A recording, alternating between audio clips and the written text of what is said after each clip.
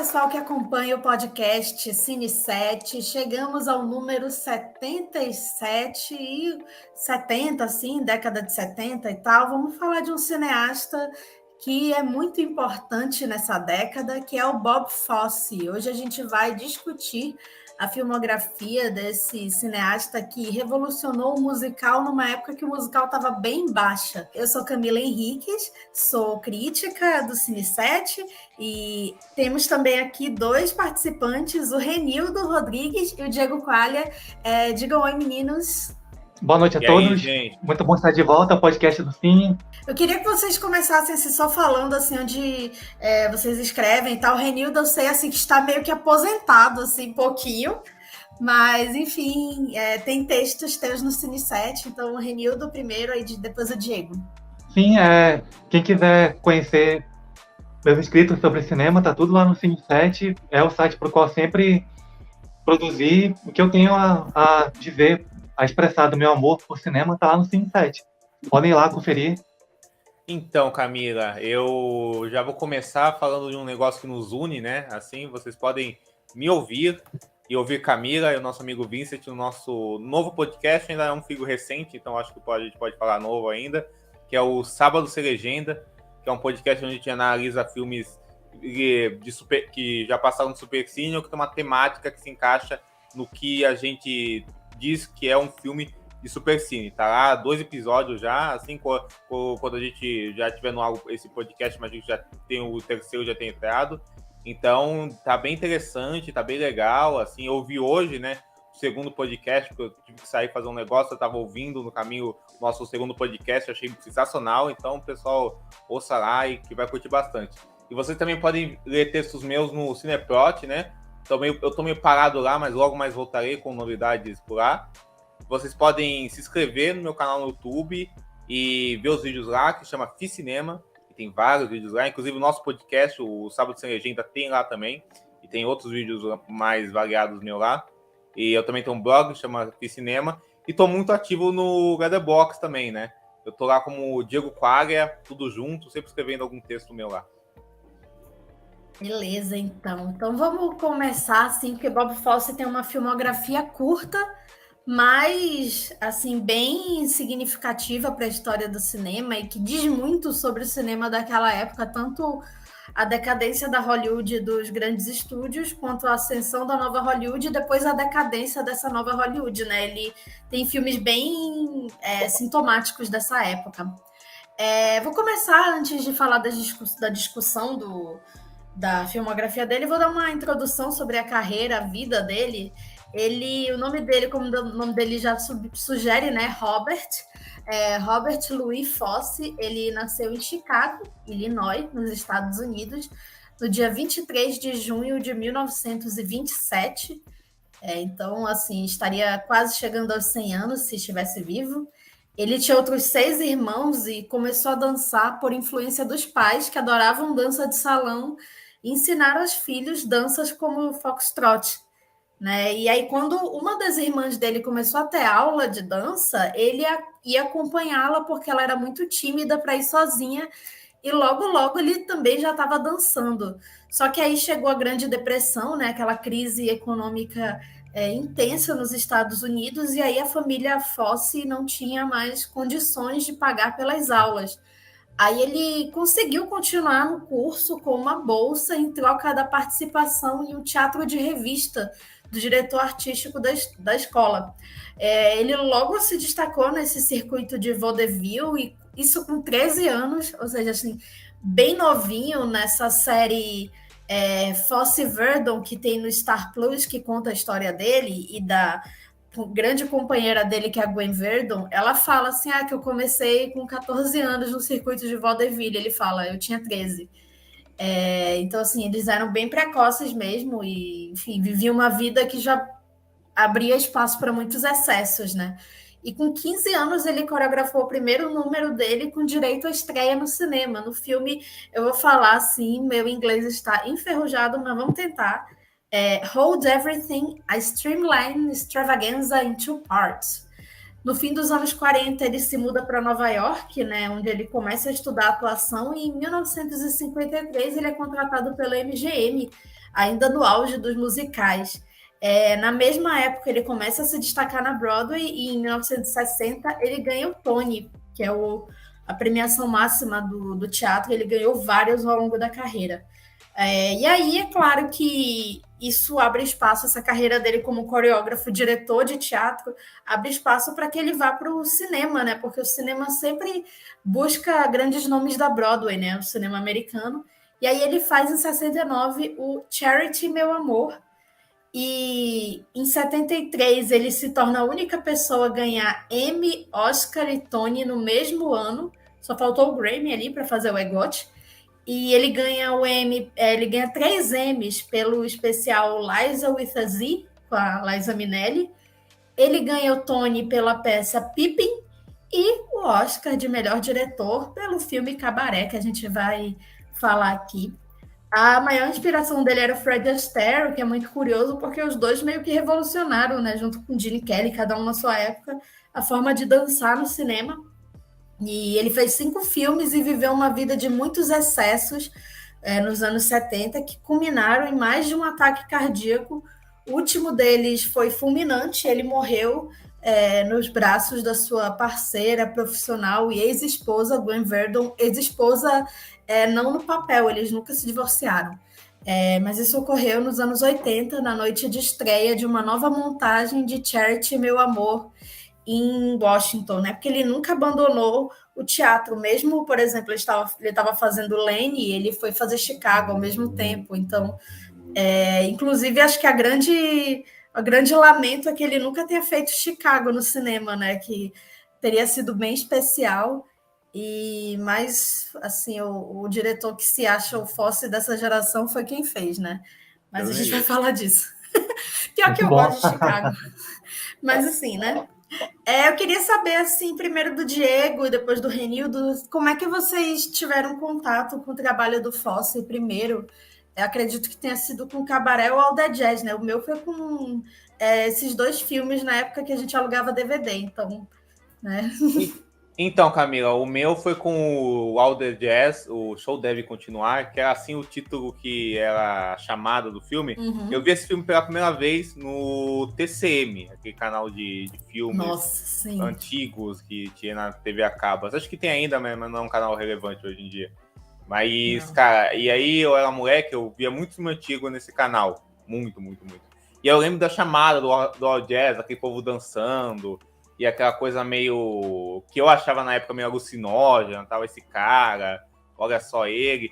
E eu já lembrava do Roy Scheider pelo Operação França e pelo Tubarão, que eu já gostava dele, era uma cara familiar pra mim. Eu falei, não, vou ver esse filme. E aí eu vi esse filme, eu lembro que ela foi de noite com a minha mãe. Depois a minha mãe reviu esse filme porque ela gostava muito. Não, mas a minha mãe era de boa, assim, com esse filme, assim. E aí minha mãe gostava muito desse filme, a gente reviu mais uma vez o filme. Então, é um filme que eu desenvolvi uma relação de carinho. E eu lembro que é um desses filmes que, quando eu vi, é um desses filmes que eu falei, nossa, esse filme é diferente do que eu tô acostumado a ver. Porque ele tinha umas coisas de umas transições de cena, umas picotagens durante a cena, uma montagem muito rápida, muito ágil, uma cena que se sobrepunha a outra, umas inserções visuais. Eu achava aquilo muito demais, assim. E as coreografias dos filmes, as cores, aquele close no olho, várias coisas eu achava muito massa, mas eu não entendia por que eu tava achando massa, eu achava diferente.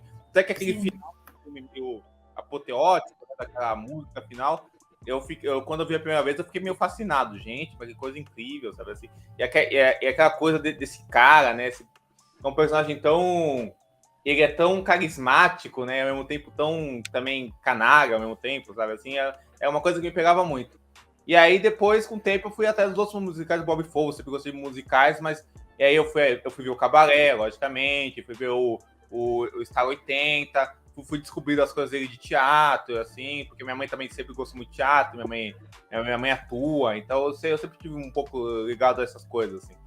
Então eu sempre me chamou muita atenção, sabe, assim, mas o contato inicial foi pelo All Jazz e foi por onde eu conheci a obra dele, quem é o Bob Fosse, assim, como ensinador teatral e ensinador audiovisual também. Bom, acho que eu posso dizer que eu fiz o percurso inverso do Diego, porque eu guardei o que talvez seja o prato definitivo desse cardápio para o final, que foi o All That Jazz. No meu caso, foi o Cabaré, foi o meu primeiro contato com Bob Fosse. Eu acho assim, o meu começo no cinema, o primeiro movimento que me cativou, assim, o que me trouxe assim para paixão pelo cinema foi a geração do Bob Fosse, foi a nova Hollywood. E eu sempre quis pesquisar muito assim, sobre todos os autores, os principais criadores desse período. E eventualmente acabei me deparando com Fosse e me acabei sendo arrebatado pelo Cabaré, posso dizer assim. Até hoje meu filme favorito dele, para mim é a obra máxima. Também sou fã de musicais, adoro musicais de todos os períodos. E eu acho, inclusive, sintomático que o Bob Fosse, diferentemente do Fred Astaire e do Gene Kelly, que são talvez sejam o grande triunvirato do musical, os três nomes mais conhecidos de longe, que ele seja um diretor e não um ator como foram Astaire e Kelly, porque era outra época de Hollywood, onde o ator era o veículo principal dos filmes, e na geração do Fosse, o diretor é o grande nome, assim, por trás da criação cinematográfica. E eu acabei, ao longo dos últimos anos, indo buscar todos os filmes do Bob Fosse, exceto o All That Jazz. Eu deixei o All That Jazz, talvez, inconscientemente, por já ter lido tanto sobre esse filme, sabendo da reputação dele, deixei para conhecer ele por último. E total admiração pelo Bob Fosse. Cada filme dele foi para usar um termo tanto antipático, foi uma mind trip completa, mexeu bastante comigo e me trouxe uma percepção muito diferente do que pode ser um musical. Eu acho que qualquer pessoa que embarque nessa viagem desses 5 filmes vai sair muito convicta do que é possível fazer no musical, para além daquele clichê que a gente já conhece. E a gente vê o quanto ele influenciou assim na forma de coreografar, né? Porque ele fazia umas coreografias mais sensuais, né? De corpo mesmo, né? Usando o corpo. Virou até sinônimo dele, né? As jazz hands, né? Que eram as mãos que faziam balancinho, né? Assim. Eu nem sei exatamente, é porque eu estou fazendo aqui no vídeo, mas é muito sintomático dele, né? Tanto é que no All That Jazz, sempre que ele ia aparecer no palco, ele falava "It's showtime" e fazia as mãos, né?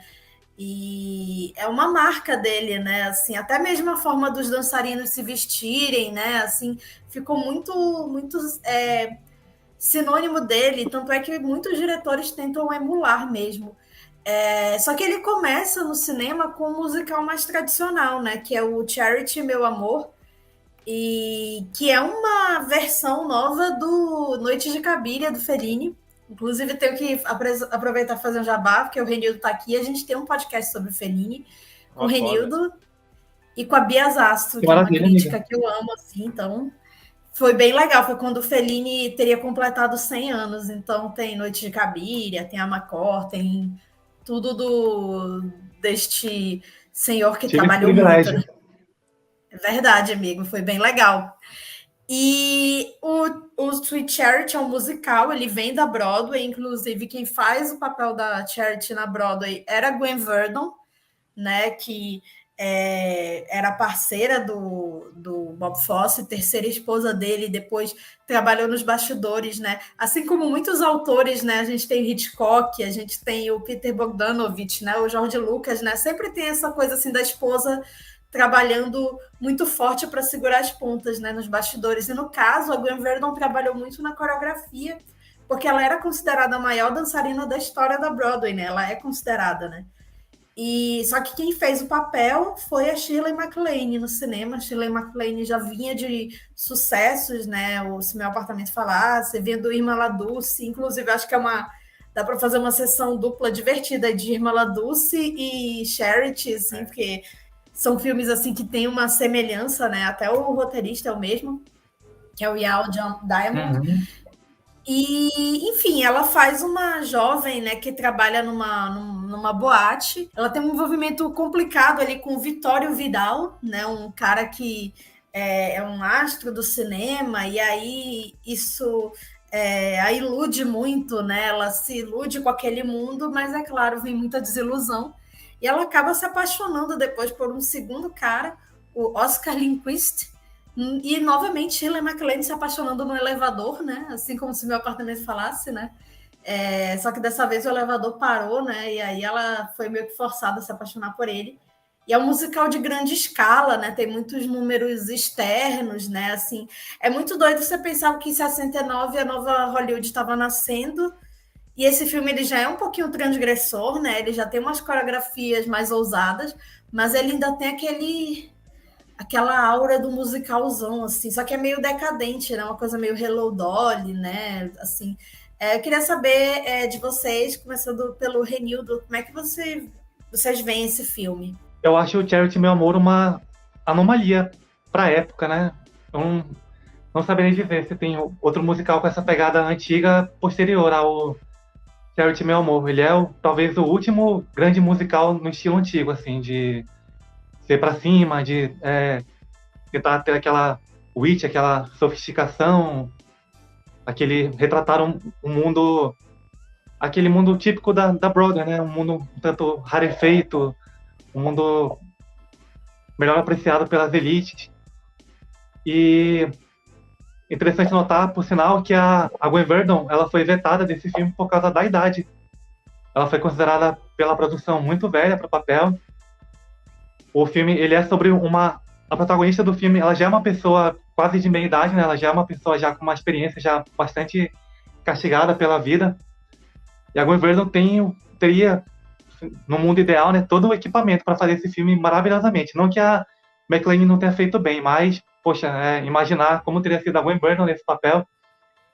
Outra característica que eu acho bem curiosa do Charity, Meu Amor, é que na tradução do enredo italiano para a versão americana, tem um nó bem interessante que talvez defina um elemento fortíssimo da filmografia do Bob Fosse, que é a insegurança masculina. Enquanto um problema crucial para Cabiria no filme do Fellini era a diferença de classe social, de situação econômica, o que trava bastante os relacionamentos da Charity é a insegurança masculina. Talvez seja o grande problema que faz a vida amorosa dela não emplacar, por assim dizer. Eu acho isso inaugura toda uma temática na filmografia do Bob Fosse. Eu acho que a gente pode construir um painel bem interessante de protagonistas masculinos atormentados e inseguros que acabam atrapalhando a vida amorosa das mulheres com quem eles estão. E só para fechar a minha análise desse filme, como é esquisito o final desse filme, né, com a chegada, com os elementos hippies inseridos nesse filme, fica muito em descompasso, assim, com a atmosfera de musical clássica dele, né? Mas desse híbrido imperfeito, sim, mesmo sendo híbrido imperfeito, eu acho um começo bem promissor para o Bob Fosse. Eu acho que da filmografia dele talvez seja, para mim, o menos favorito, mas tem muitas qualidades positivas. O score musical do musical original da Broadway, no qual o filme se inspira, o Sweet Charity, é excelente. As sequências de dança tem aquele brilho fenomenal que, em geral, os filmes de Bob Fosse têm. E nesse desequilíbrio, nesse híbrido imperfeito, é um filme que ainda vale muito a pena. Você, Diego, o que você pensa assim sobre o filme, sobre esse filme e o papel dele perto dos musicais da época? Então, Camila, esse é o único filme do Bob Fosse que eu não tinha visto. Também não tinha visto aquele especial que ele fez para a televisão, da performance lá da Liza Minnelli. Assim. Alguns que eu não tinha visto, eu vi hoje. Eu vi hoje, assim, para gravar. E, assim, eu concordo com o Renildo, acho que é o menos bom dos filmes do Bob Fosse. Mas ainda assim é ótimo. Eu adorei o filme, assim, acho um belo filme, assim. Logicamente, o filme tem essa coisa... É engraçado, porque ele tem esse teor de musical bem mais clássico do que a gente se acostumaria a ver nos outros musicais do Bob Fosse, assim, né? Que você sempre tem questões mais disruptivas, né? Tanto na forma quanto na temática dos filmes e na própria narrativa. Mas aqui, como você falou, Camila, ele tem uma sensualidade desde o começo. Aquela primeira cena musical, de dança, assim, de como era coreografado, eu já achei espetacular, assim, eu achei incrível mesmo, assim, sabe? Ele tem essa sensualidade. Ele pega o Noite de Cabiria. Noite de Cabiria, uma nota pessoal, pessoalmente, acho que é o meu Fellini favorito. É um filme que eu amo demais. Assim. Eu acho que seria. E ele pega o Noite de Cabiria e dá pra ver o Noite de Cabiria lá no filme, assim, né? Que já vinha dessa peça que o Bob Fosse fez na Broadway. Se não me engano, é um texto do Neil Simon, né? Que ele dirigiu e coreografou, né? Sim. E aí ele pega isso e você sente uma... Engraçado, porque o Noite de Cabine é um filme muito melancólico, esse filme tem essa melancolia, só que num tom mais pra cima também, né? Ele tem essa coisa grandiloquente do musical clássico, mas também tem uma certa melancolia, ele tem uma certa sensualidade, então ele pode parecer um produto que não se casa tão bem, mas eu acho que isso serve muito bem para ilustrar também essa própria confusão de sentimentos que a personagem da Shirley MacLaine, que tá excelente no filme, né? Ela é uma atriz fantástica, né? Assim, é uma atriz muito boa, eu adoro ela. E ela canta, dança, né? Arrasa no filme, né? Quem ia fazer realmente era a Grain, né? Mas só que, como rolou isso dela não fazer, ela até entrou de acordo com a Shirley MacLaine fazer, porque elas eram amigas, né? O Bob Fosse era amigo dela também, eles eram amigos entre eles, né? Assim, e eu acho que, como foi ela para fazer, ótimo que foi ela, porque ela tá realmente magnífica, né? E tem coisas no filme, tipo, sei lá, o Sammy Davis Jr., né? Fantástico, né, cara? Assim, né? Então, é um filme que eu acho que o Fosse tem isso, você entra nos filmes dele, você fica meio hipnotizado mesmo, assim, com os movimentos, com as cores, com as inserções visuais que ele faz, sabe? Assim, é um filme muito elegante, sabe? Esse negócio da nova Hollywood é engraçado, porque rolava isso, né? Tinha alguns filmes, principalmente nesse começo da nova Hollywood, que você notava que a Hollywood clássica ainda nunca morreu e sempre ia estar lá, né? Mas eram uns filmes que também usavam um pouco da estética da nova Hollywood, né? Por exemplo, Love Story foi um filme feito pensado assim, mercadologicamente, né? Um filme que usava da estética da nova Hollywood para fazer o que a velha Hollywood sempre fez, né? Então, é um filme mega convencional, padrão, mas com uma certa estética e umas certas tecnicalidades da nova Hollywood, né? Eu acho que o Sherry, Meu Amor, passa por isso, mas com um diretor muito mais... com um pulso muito mais forte no filme, apesar dele não conseguir que permaneça esse nível que ele tinha nos outros trabalhos dele, mas eu acho que enquanto um espetáculo para Shirley MacLaine, para as coreografias que estão ao redor dela e como ela se mescla com aquele mundo, é espetacular, né? Assim. E é muito interessante, né? Você comparar o que é parecido no Noite de Cabine do Fellini e o que não é parecido. Tem coisas muito parecidas, né? E de outras coisas que o filme meio foge, né? Acho um exercício legal também. Esse foi um filme dele que foi indicado a 3 Oscars, né? A Shirley MacLaine chegou a ganhar Globo de Ouro de melhor atriz em comédia musical. Foi um filme que foi indicado aos Oscars de direção de arte, figurino e trilha sonora, mas ainda assim ele foi considerado um fracasso e recebeu críticas negativas. Inclusive, para quem assistiu a série Fosse Verdon, o primeiro episódio, Renildo, isso não é spoiler, assim, é sinopse. O primeiro episódio parte justamente da estreia desse filme. Mostra já eles filmando, aparece uma atriz fazendo a Shirley MacLaine e tal. E eles filmando aquele primeiro número que elas cantam Big Spender, né? Que é o primeiro número daquela casa noturna, né? E é muito interessante. Nossa, é maravilhoso, incrível, né? Incrível. E como cada uma das dançarinas tinha um gesto seu específico, né? Era muito individualizado, né? Não era aquela coisa certinha do musical que a gente cresceu vendo, né? Aquele musical, todo mundo dançando igualzinho, né? E eles imprimiam muito a personalidade de cada dançarino, né?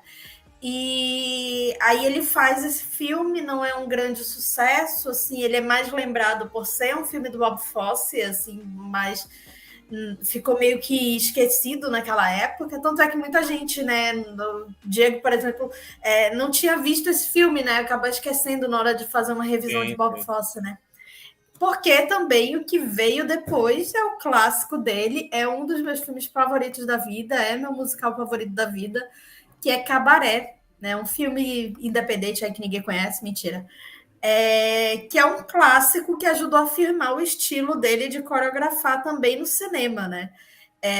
Foi assim como no Charity, Meu Amor, a Gwen Verdon estava muito forte ali nos bastidores, ajudando. Ela que encontrou a fantasia de macaco que aparece naquele ato do filme, assim, que não tinha na Alemanha, e aí ela foi nos Estados Unidos buscar, e tem até uma história de enquanto ela estava nos Estados Unidos, buscando, quando ela volta, ela encontra o Bob Fosse com 2 mulheres, e enfim, isso termina o casamento deles. Isso até aparece no Fosse Verdon. Só que é um filme mais ousado É um filme que dialoga muito com a nova Hollywood, porque ele fala de temas assim que o Código Reis nunca permitiria, né? Assim, ele mostra a ascensão do nazismo numa das sequências assim que eu acho que são mais poderosas assim que eu já vi no cinema, mostrando a extrema direita, que é o Tomorrow, né, Belongs to Me, aquela sequência assim que você pensa assim que é um garoto inocente cantando e você vê, né, é um movimento que vai crescendo e é um grupo de nazistas cantando e é assustador. Tipo É uma rádio. macabro. É macabro, né? E aí a gente tem a Liza Minnelli no centro de tudo, né? Ela faz uma cantora de cabaré, assim, dá para até dizer assim que é uma evolução da Charity, né? Assim, é engraçado porque no original não era para ela ser uma grande cantora, só que Liza Minnelli é Liza Minnelli, né? Sim.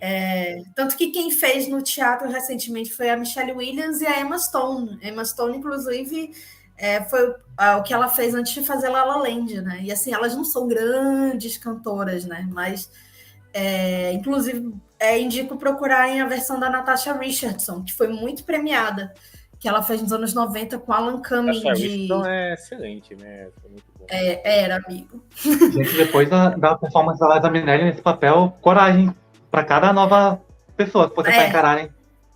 Não, dizem que tem uma certa cantora italiana, sabe? Que tá querendo fazer no cinema de novo. E eu acho que ela seria mais interessante como mestre de cerimônias. Ito-americana. Italo-americana. Mas, enfim, a Liza Minnelli, ela realmente virou sinônimo. Tanto é que eu até falo isso na minha crítica, que uma das imagens mais fortes da carreira da Liza Minnelli é ela naquela cadeira com o chapéuzinho cantando My Hair, né? Uhum. Assim, é o que quando você pensa em Liza Minnelli, você lembra logo dessa imagem. E ele criou essas imagens, assim, e é um musical interessante que dizem que é um musical para quem não gosta de musical, porque ele tem uma historiazinha e as músicas, elas são meio que inserções, né? O próprio mestre de cerimônias, ele não interage com os personagens, né? Ele tá ali como Elas meio são que como comentários dentro do enredo, né? ele tá meio que ironizando ali, né? De vez em quando ele aparece, assim, com o sorriso dele, assim, inclusive aqui no meu fundo de tela. E ele, inclusive, ganhou o Oscar, o Joel Grey, né? Que, inclusive, tá vivo até hoje. Tá com mais de 90 anos, se eu não me engano. E a Liza ganhou melhor atriz. E o filme ganhou 8 Oscars, na verdade, incluindo melhor direção. Ele só não conseguiu levar mais prêmios porque tinha um filme chamado Poderoso Chefão no caminho, né?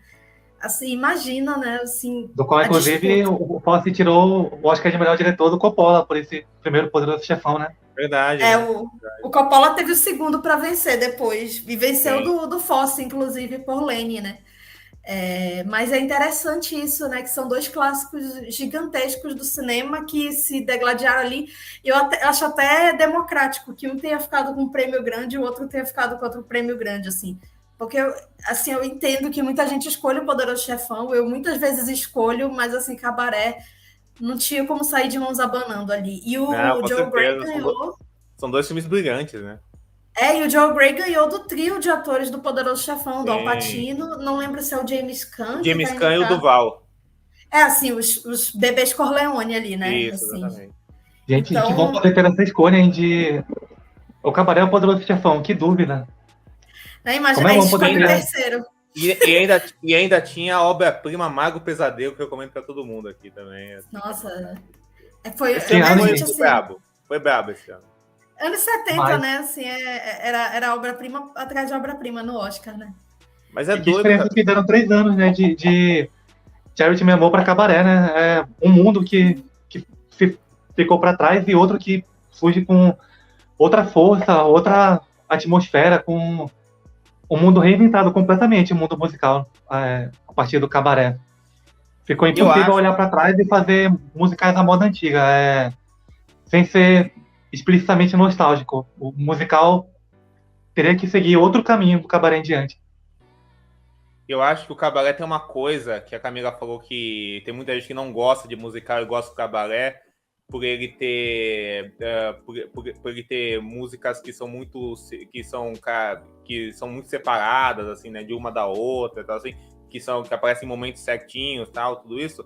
Eu acho que o Cabaré também, eu acho que ele tem uma coisa que ele também rompe qualquer preconceito. Esse é um preconceito muito babaca, porque não faz sentido, mas esse preconceito que o musical é um gênero que alienia, sabe? Assim, é um gênero alienador, assim, um gênero alienador, assim, é um preconceito babaca porque tem várias formas de você ser político, assim, e o filme não necessariamente precisa não ser descompromissado para não ser uma obra-prima, né? Você tem Cantando na Chuva, que é uma obra-prima, assim, e é diferente de Cabaré e é tão obra-prima quanto, assim. Mas eu acho que o Cabaré, dentro do que ele quer ser, ele tem uma coisa sensacional, que é que ele mostra essa força política que a Camila descreveu, né? Essa coisa do filme observar essa ascensão da extrema-direita, a forma que ele filma e que ele narra essa ascensão. Porque você vê um mundo que está separado daquela extrema-direita, que tá agindo aos poucos lá fora, no começo do filme, né?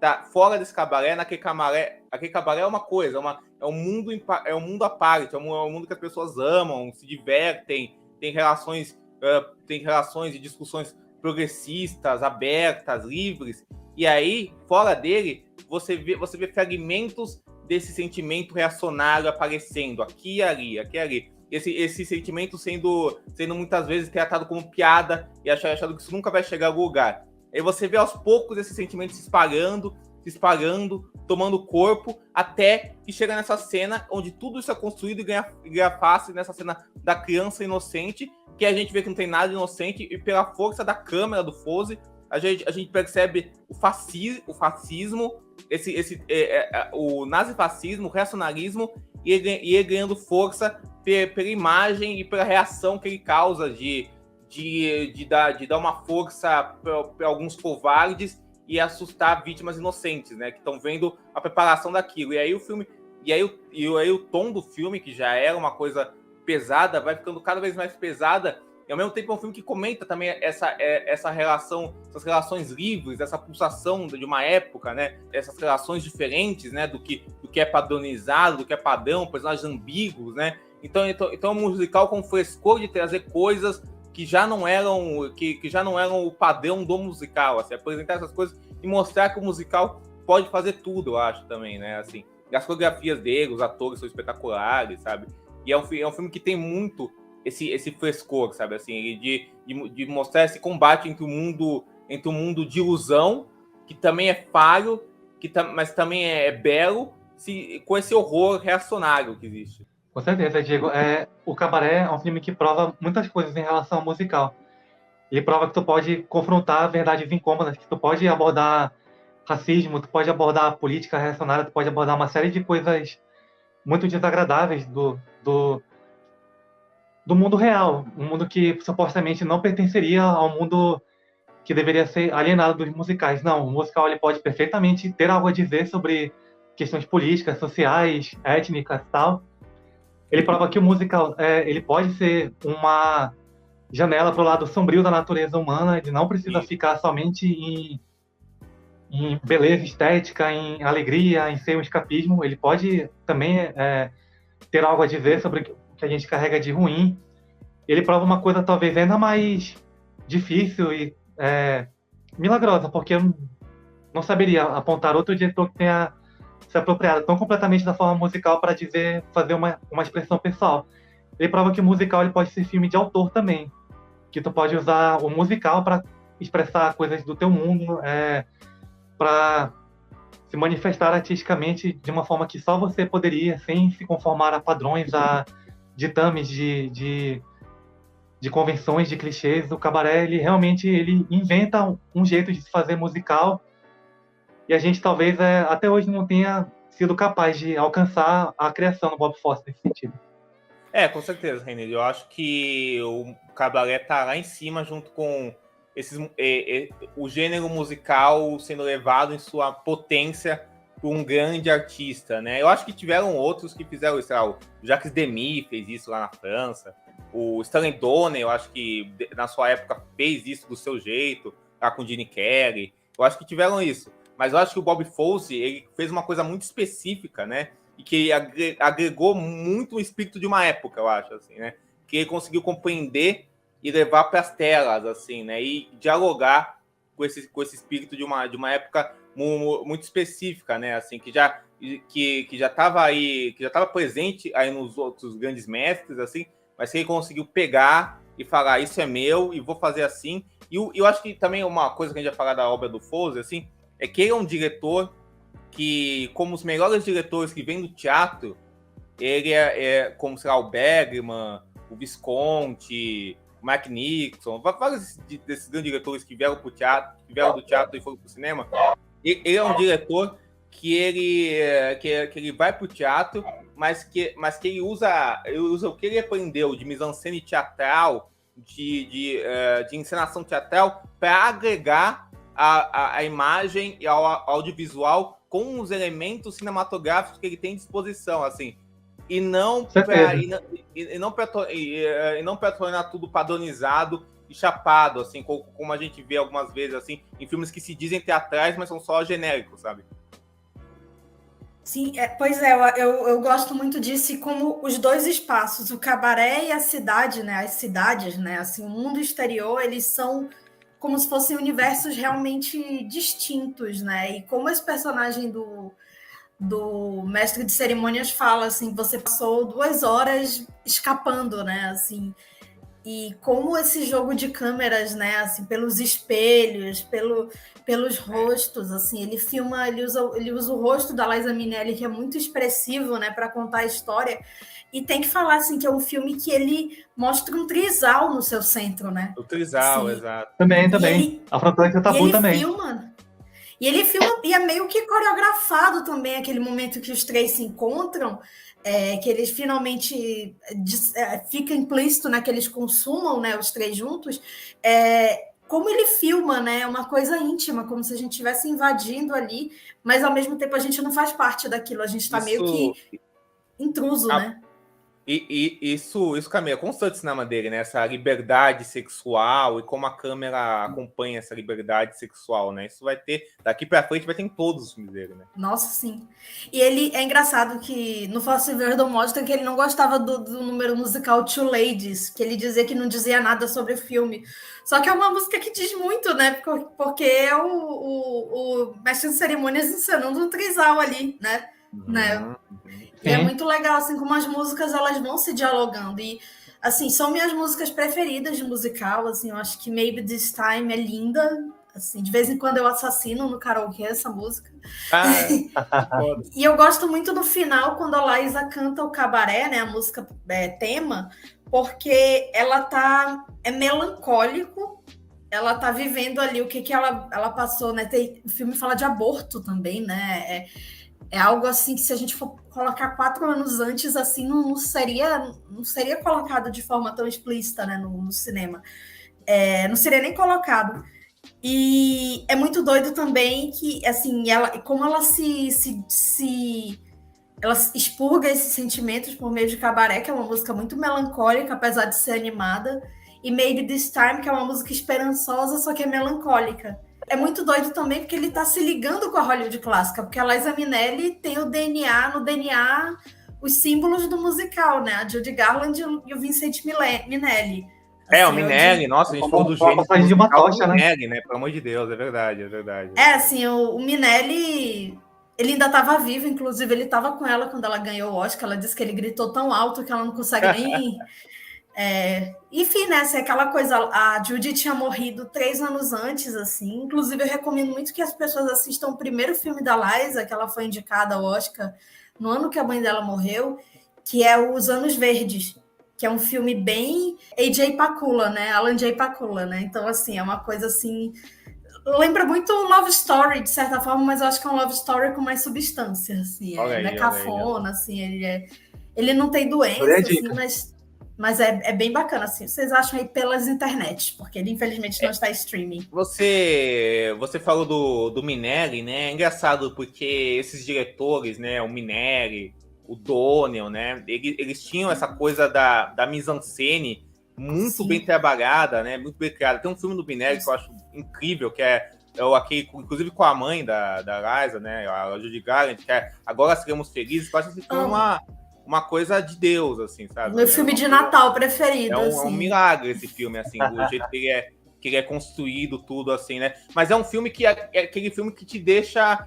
te coloca num estado de êxtase, você fica, nossa, aqui eu quero sair pro mundo e dançar, cantar, sabe? Assim, Sim. é um filme que te coloca num astral muito pra cima, assim, que é maravilhoso também, tem que existir esse tipo de filme, e tem filmes assim que são incrivelmente bem feitos. Mas o Cabaré, no final dele, ele te coloca num estado meio down sobre aquele mundo e sobre aquelas relações que existem, assim, né? Então, eu acho que, como o Renildo falou, ele pega essa coisa do musical e realmente ele usa... Eu acho que tem filmes, tipo o Guarda-Chuvas do Amor e Duas Gotas Românticas que já tinham isso, né? De pegar essa coisa do musical e trazer uma melancolia muito forte para ele. Mas aí eu acho que também eles são filmes que o Demy, brilhantemente, conseguia mesclar essa coisa do pra cima, né? Tanto até que tem aquela homenagem, né? Incrível que rola no Duas Gotas Românticas, né? E ele era fã mesmo desses musicais clássicos. E ele das coisas pra cima, com esse tom de melancolia que aparece como um choque, né? E vai aos poucos, né? Aqui não, aqui já é uma coisa muito... Ó, eu vou subverter bem do começo ao fim. Aí no Cabaré já tem um pouco de preparação. Mas nos outros a gente vai ver que é uma coisa bem subversiva mesmo. E ele... O tema do Cabaré é terrível, na verdade, né? Nossa, é muito. Mas eu fico pensando assim que a última vez que eu assisti, agora... Eu assisti para escrever para o Cine 7, aí eu tive a ideia de gravar esse podcast, porque eu resolvi ver tudo dele. Rever, né, a maioria. Só faltava estar 80. E, assim, a última música, porque acho que eu tenho uma ligação tão forte, eu tava em pé, cantando, assim, cenando também, assim, é um filme que eu espero ver no cinema. Eu não vou fazer isso no cinema, gente, eu prometo, mas é um filme...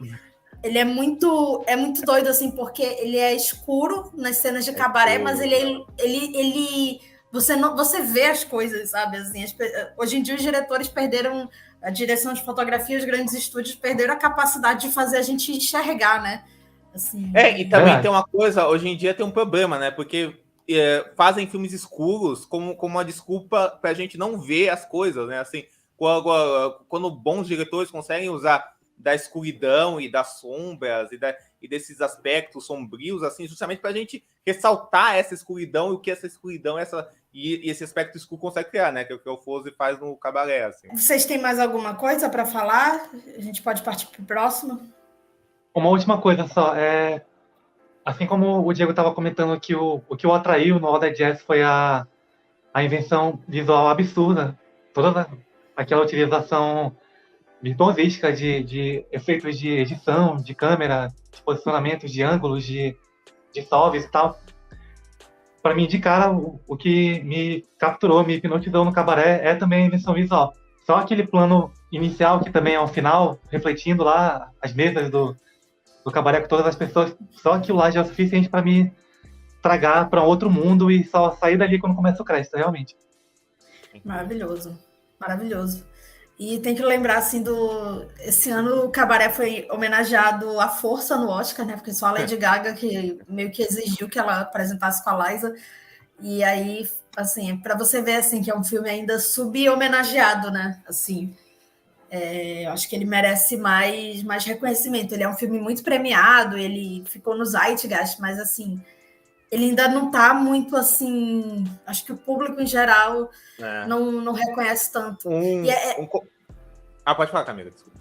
Não, assim, só para parênteses, assim, não sei se conseguiu chegar a ver, não sei se o Renildo viu, mas tem o especial da Liza que ela fez no mesmo ano no YouTube, o Liza with a Z, que o Bob Fosse ganhou o Emmy e tal, e tem ela cantando essas músicas do Cabaré, e aí vocês vão ver, assim, que a gênese das cantoras pop tá ali na Liza Minnelli, tudo, assim, de coreografia, de cantar, de ser expansiva, assim, é maravilhoso. Não cheguei a ver não, amiga, vou procurar. É espetacular esse especial. Eu vi hoje também no YouTube, é espetacular, assim. E cantando ao vivo tudo, e dançando pra caramba.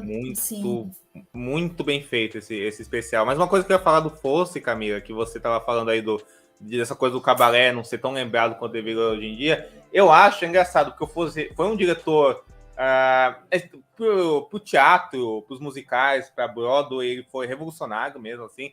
E ele foi um diretor muito importante, né, pra Nova Hollywood. Ele foi um diretor premiado nesse momento da Nova Hollywood, é um diretor que ganhou o Oscar, os filmes eram muito premiados e não sei o quê, eram filmes muito falados, né, assim, né, e ele foi um cara que, como eu falei, conseguiu mesclar essas duas linguagens no cinema, e um cara que fez televisão também, né? Passou por várias linguagens diferentes, né? Assim, conseguiu trazer essa linguagem para o cinema e mesclar ela. Foi um cara que trouxe revoluções e ações muito importantes para o gênero, um cara de um domínio absurdo, mas que não é tão citado quanto outros grandes diretores da nova Hollywood, né? Então, é uma coisa que acontece, né? Assim, acho também porque ele é um cara que optou em muitos desses meios. Ele é um cara que fez um número pequeno de filmes, se você parar para ver, assim. Ele é um cara que não estava numa turma específica, né? Ele estava lá fazendo os filmes dele, né? Ele não estava dentro de uma turma específica, né? Então acho que é um cara menos falado, assim, né?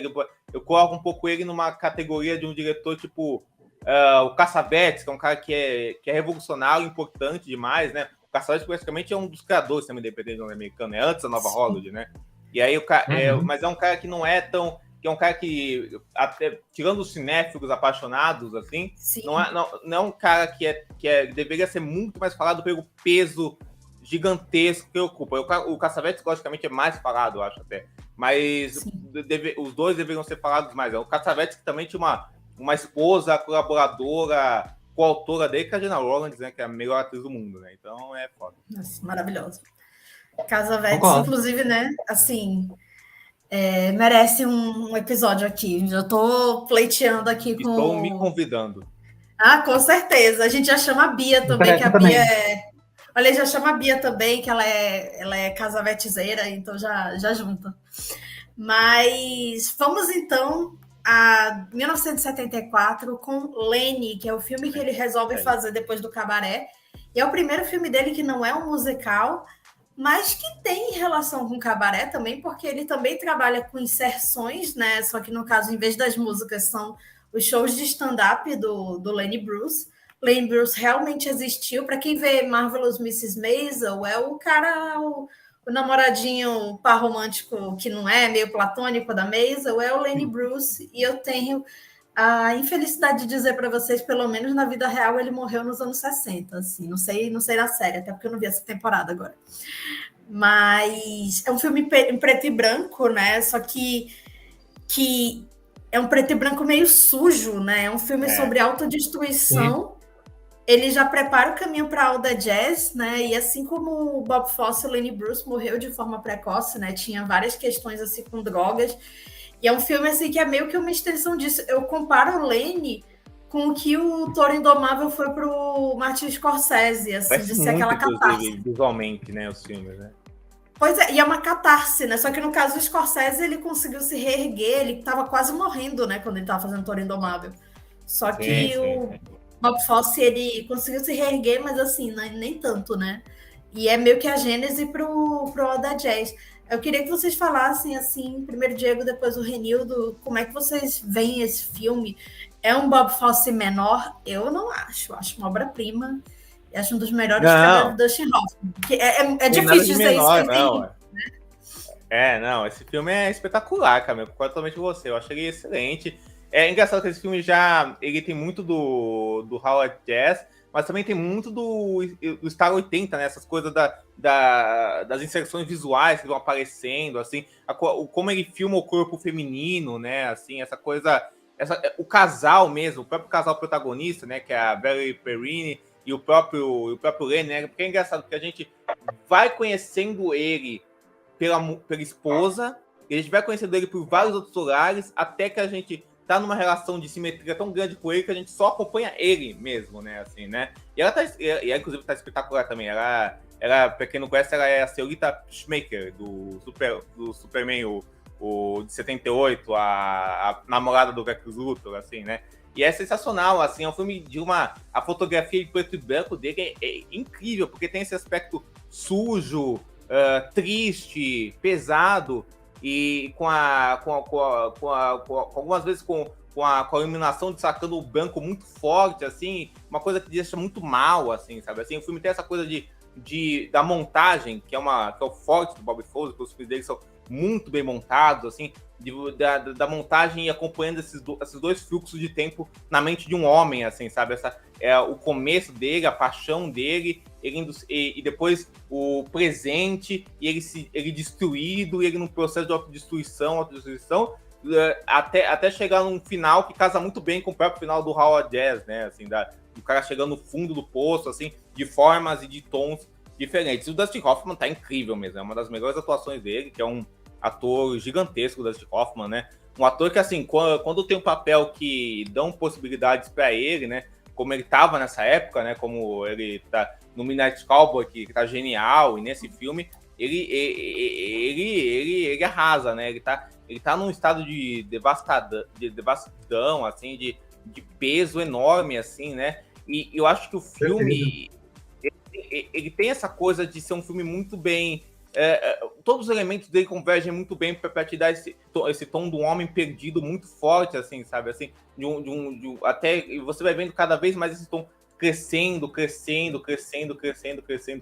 Você começa vendo essa sensualidade que está muito latente no começo, até pela câmera, né? Ela vai saindo do filme, né? E vai ficando só os resquícios decadentes em todos os personagens, sabe? Assim, uma coisa que eu queria destacar só, antes de passar para o Renildo, é que o Bob Fosse, ele sempre trabalhou com diretores de fotografias diferentes, né? O diretor de fotografia desse filme é o Bruce Studers, que fez vários filmes do Clint Eastwood e do Don Siegel. O diretor de fotografia do All Jazz é o Giuseppe Rotunno, que inclusive dirigiu o Amarcord, do Fellini, que é uma das maiores referências do Bob Fosse. O diretor de fotografia do Cabaré é o Geoffrey Usolt, que é um diretor de fotografia do 2001 e do Superman, e ele vai chegar no auge, eu acho, no Star 80, que ele vai trabalhar que é o Steven Nikivis, que é o diretor de fotografia do Ingmar Bergman, que é primordial para a filmografia do Bergman. Assim, o Steven Nikivis é um dos caras que ensinou tudo que o Bergman sabe, que tinha uma simetria incrível em como filmar o cinema do Bergman. Então, acho que a fotografia e eu acho que é interessante isso do Bob Fosse, que ele sempre trabalhou com esses caras, mas esses caras, eles criaram um estilo, eles conseguiam agregar com esse estilo muito específico de visual que tinha os filmes do Bob Fosse, né? Ser um visual muito distinto de um filme para o outro, mas de um filme para o outro servir muito, muito grande para essa coisa que ele gostava de explorar, que é a psicologia dos personagens, que é esse estado emocional dos personagens, que ele conseguia mostrar pela iluminação, pelas cores, pela falta de cores, pelos enquadramentos, pelos planos, assim, com vários colaboradores diferentes que estavam dentro do que ele propunha como cinema. Camila, você falou no Toro Indomável. O Lenny é uma biopic do tipo que parece que as pessoas desaprenderam a fazer em Hollywood. Para mim enquanto para você soou como se fosse o Toro Indomável dentro da carreira do Bob Fosse, para mim parece ele se testando contra o Cidadão Kane, sabe?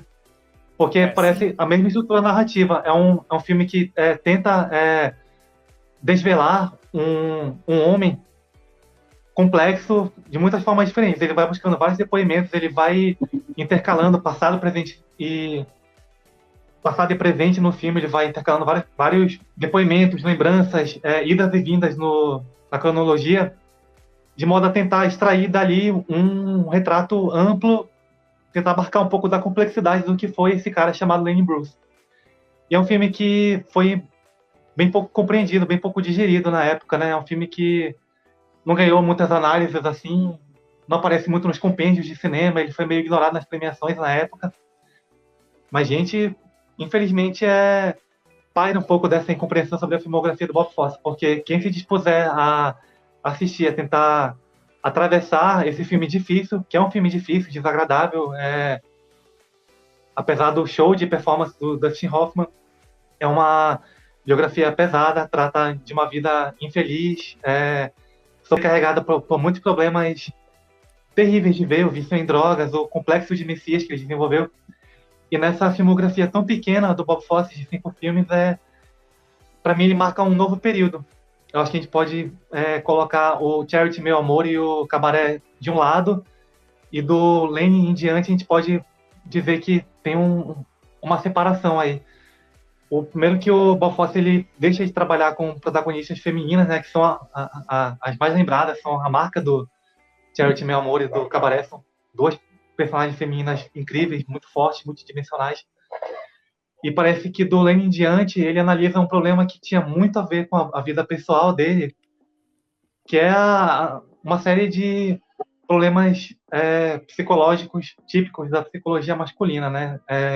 A infidelidade, a insegurança, a necessidade de se afirmar, o complexo de Messias que surge do sucesso no show O business, machismo.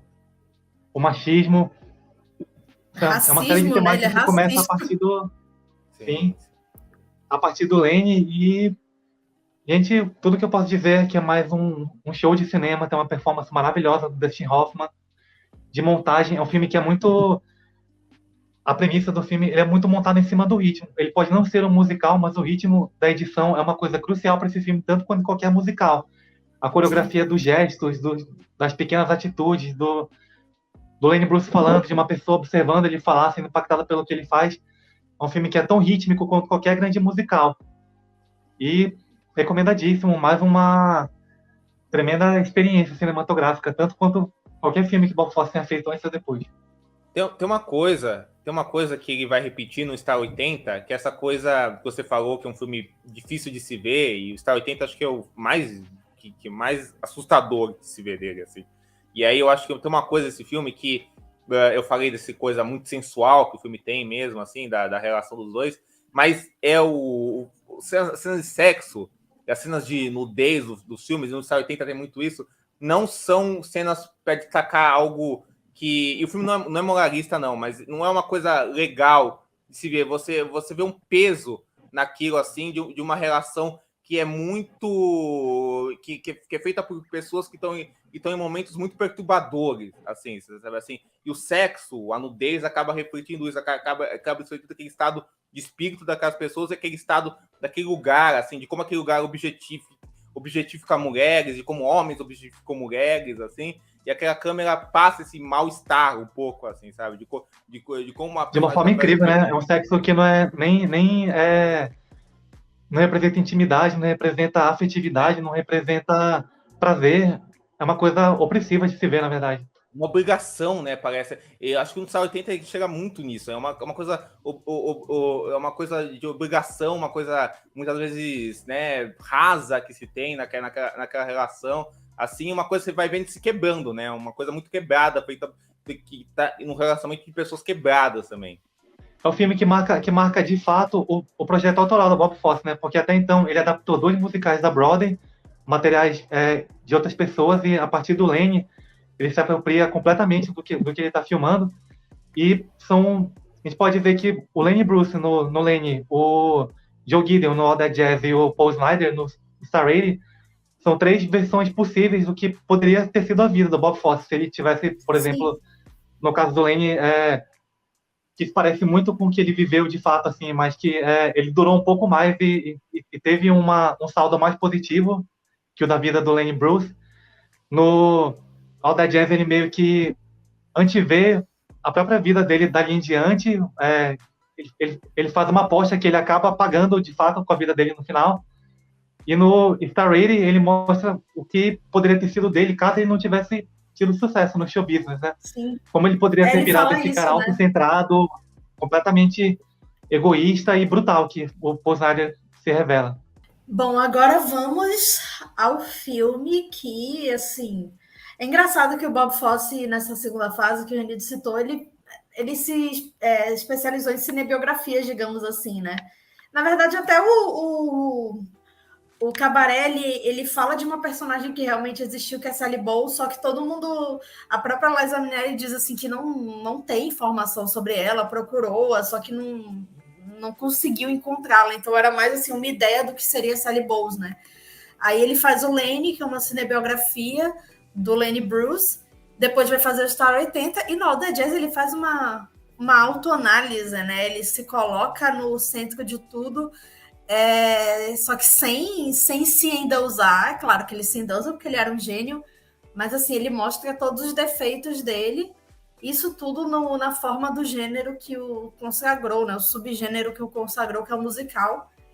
E faz um musical muito provocador, né? Um musical que tem nudez, mesmo nas coreografias, né? Assim, que tem passos muito precisos, mas com aquela malemolência, digamos assim, típica, né, da coreografia dele. E um Roy Scheider, né, bem diferente do Roy Scheider do Tubarão, por exemplo, que ele tinha feito alguns anos antes. Eu queria começar com o Renildo, né? Você falou que Cabaré é o teu filme preferido dele, mas assim, como é que All Jazz fica nesse teu patamar aí de Bob Fosse? Amiga, o All That Jazz, ele é o filme que tem as imagens talvez definitivas da filmografia do Bob Fosse, né? Acho que ele nunca, nem antes nem depois, ele criou sequências que marcam tanto a memória de quem assiste quanto no All That Jazz. Se eu prefiro o Cabaré, é porque é um filme mais redondo. E também porque a competição direta do All That Jazz é com o 8,5 do Fellini, né? É um filme claramente construído em cima da premissa do 8,5 e infelizmente, por mais que o All That Jazz seja um filme fenomenal, incrível, essa competição é terrível, né? O 8,5 sempre vai ter a primazia em relação a todo o filme que se inspirou nele. Embora seja o filme mais característico do Bob Fosse, para mim não é o melhor, mas tô reclamando quase que por implicância pessoal, porque é um outro espetáculo cinematográfico no sentido mais completo possível que a palavra pode oferecer.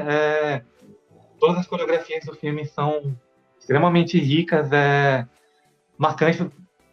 Nesse filme ele leva mais além do que ele conseguiu até então o estilo de coreografia dele, que é o oposto talvez do que o Fred Astaire ou o Gene Kelly fariam, que é percorrer todo o cenário, utilizar tudo que o cenário tem a oferecer. Nas coreografias do Bob Fosse ele é praticamente um corpo parado num enquadramento mínimo, assim, já é capaz de comunicar tudo.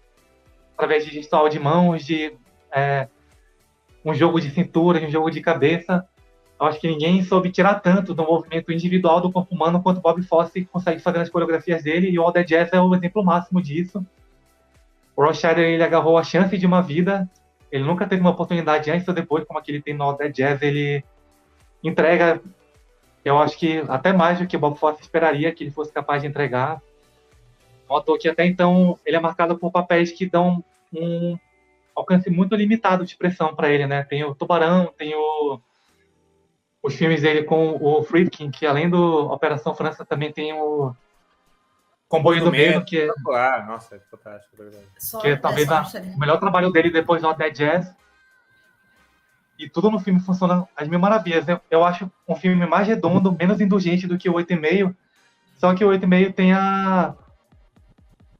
ele chegou lá primeiro, se lançou primeiro nessa corrida, já limpou o terreno que todos os demais que se inspiraram nesse filme trilharam.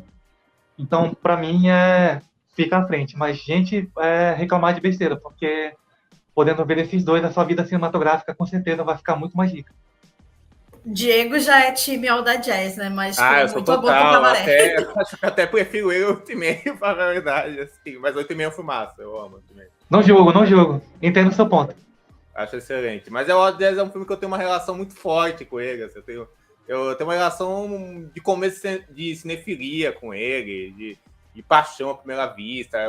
Foi um dos filmes que eu comecei a notar, como eu falei no começo, essa coisa do cinema mesmo, o que diferencia um filme, do outro, sabe? Assim, qual que é essa força invisível que marca o que você tá vendo, ou alguém que tá pensando por trás de um filme, do que alguém que não tem pensamento por trás desse filme, sabe?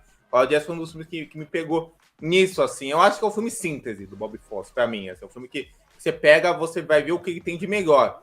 Eu admito que, assim, eu review todos os filmes dele pra gravar aqui, porque eu já tinha revisto, assim, recentemente. E aí acabou que eu não sei se ele é mais meu favorito. Eu acho que tem um filme que roubou o lugar dele, que talvez seja uma coisa meio polêmica que eu vou falar aqui. Mas mas o All Jazz tá lá empatado com ele, no meu nível de amor por ele. Parece que eu amo o Cabaré, amo o Lenny. Porque eu acho que é um filme muito rico, né, em várias questões, né? Primeiro nas coreografias, né, que tem essa sensualidade, essa coisa... Eles pegam o que tem de melhor do cinema até então, eles pegam o que tem de melhor nas coreografias do Bob Fosse até então, né? Pegam o que já tinha de melhor desse musical clássico e elevam essa coisa totalmente meio anárquica, né? E também meio sensual, assim, toda sensualizada, sem pudor, sem medo, sabe, é espetacular, sabe? Ao mesmo tempo, ele é esse estudo de personagem desse homem, assim, que também serve como autoconfissão do Bobby Fawcett, sabe? Assim, pra falar, cara, eu sou um cara cheio de defeitos, que já fez um monte de merda, que tem vários problemas. Inclusive, nisso ele me lembra muito um filme recente que é o Annette, do Léo Carrasco, que é também um musical, que também é uma confissão do seu autor, né? Assim, né? Também, eu acho que assemelha muito a isso também.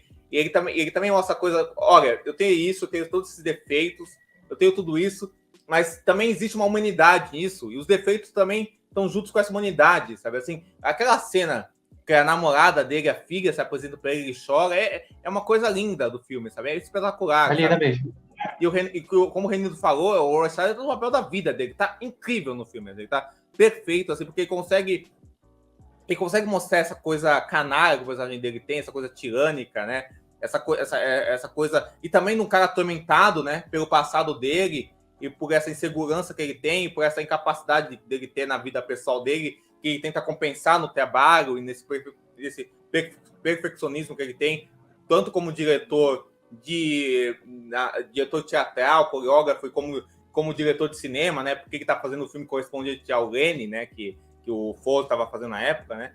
E aí, inclusive, o ator que faz o comédia de stand-up no filme do Fosse era para fazer o Lenny no cinema, só que ele escolheu o Dustin Hoffman porque ele é o Dustin Hoffman, né? Assim. Mas aí o cara pegou ele para fazer esse papel no filme. Aí, mas tem isso, né? Ao mesmo tempo que o filme visualmente, isso que eu acho foda, pela montagem, pelos ângulos de câmera, ele consegue contar a história desse cara e você entender a mente desse cara, né? Pelos lapsos temporais, pelas inserções visuais, pela forma que ele filma os corpos, o corpo desse homem, assim, e a forma que a câmera vai se aproximando e indo para cima dele mesmo em alguns momentos, assim. Tem essa coisa meio surrealista do que o filme tem, essas citações a Fellini, e até um pouco o Sétimo Selo, né? Aquela figura da morte, da Jessica Lange, né? Aquele anjo que aparece nele, né? Essa coisa... E também é uma coisa do lirismo, né? Que tinha muito na obra do Fellini. É um filme que mostra, cara, essa coisa da arte mesmo, sabe? Assim, como a arte pode ser uma coisa de sofrimento, de erros, de pessoas que são muito... de pessoas que são muito terríveis em certos pontos, assim, mas também pode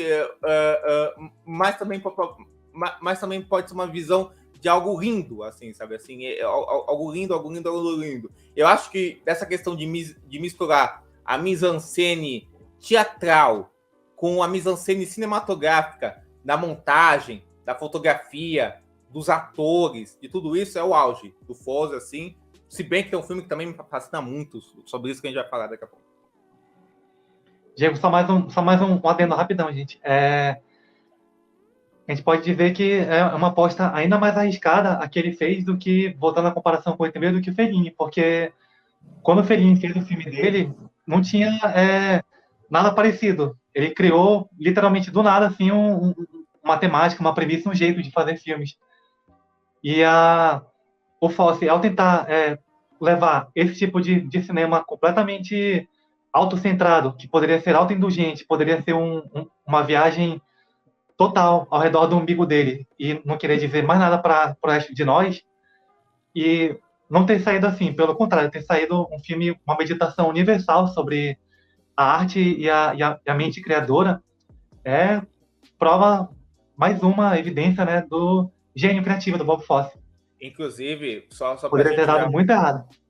Só para a gente já vai continuar aqui, mas uma coisa que eu preciso dizer antes, assim, é que a gente está exaltando o Bob Fosse, assim, eu falei, né, ele trabalhou com diversos diretores de fotografia, mas o Bob Fosse, né, e a montagem é essencial nos filmes dele. Ele tem uma parceria longa com outro gênio, que o cinema do Bob Fosse ele seria muito diferente sem ele, que eu acho que os filmes que ele faz com o Alan Hain, que é o montador do filme, assim, que é o montador desse filme, do Lenny, do Stargate, são filmes que a montagem é totalmente vital para os filmes, assim, o tempo deles, os fluxos deles, as inserções dele, assim, e ele também tem uma montagem excelente. Inclusive, a gente falou do Hair, ele é montador do Hair também, assim, que é um filme também que existe muito disso, e é montador do Rede de Intrigas também é um filme que a montagem é vital pro filme, né? Então é um cara, assim, sensacional, né?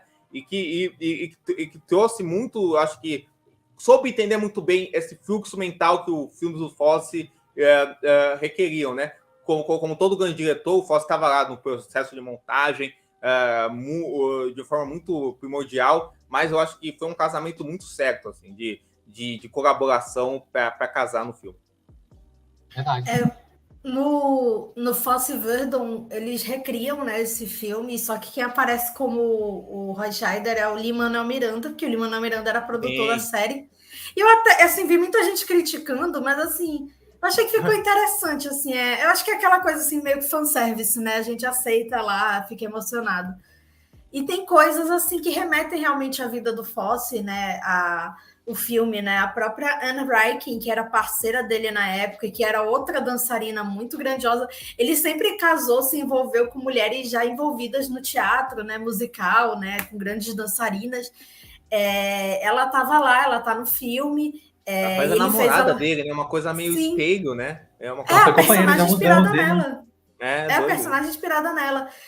E esse filme ele foi muito importante também para Jessica Lange, né? Porque ela era meio que a musa assim do King Kong, né? Ela não era muito levada a sério e aí ela faz esse filme e ele é meio que uma porta para levá-la para papéis mais sérios. Ela vira uma das atrizes mais prolíficas dos anos 80, né? Uma das mais respeitadas, né?